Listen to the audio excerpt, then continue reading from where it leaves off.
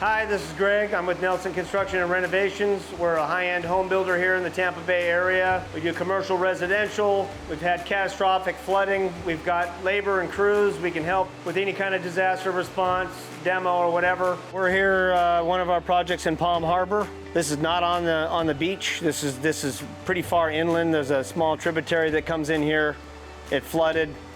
Every house in this neighborhood got at least 24 inches or more of water. This is categorized as a Category 3 water event. Pretty much everything in here that's got water damage, we're having to document everything, take pictures of it, and get it out of here and start opening up the walls. The biggest part of what we're doing right now is trying to prevent mold to start growing.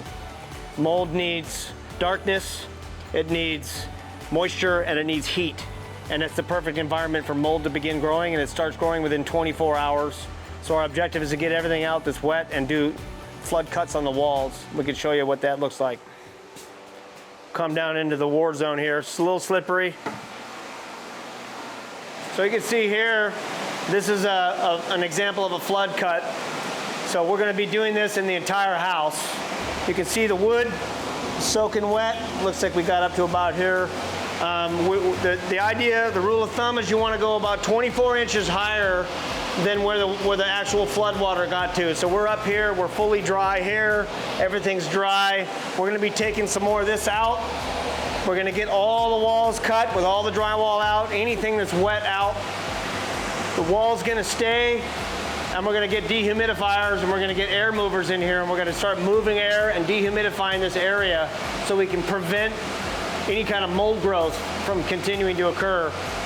And because this is a Category 3 water event, it's very important to spray stuff that's gonna prevent the growth of bacteria. Decon 30 is a very good material to spray in the room. If you don't have access to that stuff, another thing that can prevent mold is also Everclear, which you can get at the liquor store. Some people know it as grain alcohol, and in order for it to work, you need to spray it in the space and close all the doors and seal the room off, and it will effectively prevent any mold from growing.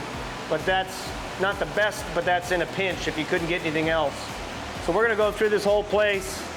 We just started in this house, so by the end of the day, every room in here will be open like this. We've got these boxes that were built up here for the washer and dryer. These are just plywood boxes. These are gonna come off. There's another one at the bottom of the stairs. There's probably water under there. Any cabinets, if you look in here, in order to get the wall open, we've got to take the cabinets out. So unfortunately, the cabinets they're gone.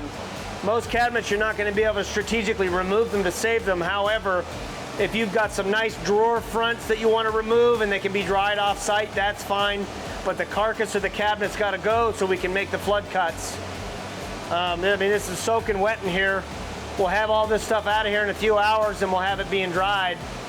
I think we've got about 15 different customers that we're doing this to right now, but you know, we don't even have access to enough drying equipment. We've ordered some, it's coming in from out of state, but the one thing we know that we can do that we can help right away is just get everything out that's wet, get the flood cuts done, get the walls being aired out. So in summary, like, you know, your rule of thumb is like, you don't need a permit to do demo in a disaster. So get in there, get anything out of the house that's wet, get your flood cuts done. It's just a horizontal line. You can cut it with a utility knife. You can pull the drywall off. You can call us. We can see if we can put you on and help you. But you want to get drying happening as soon as possible.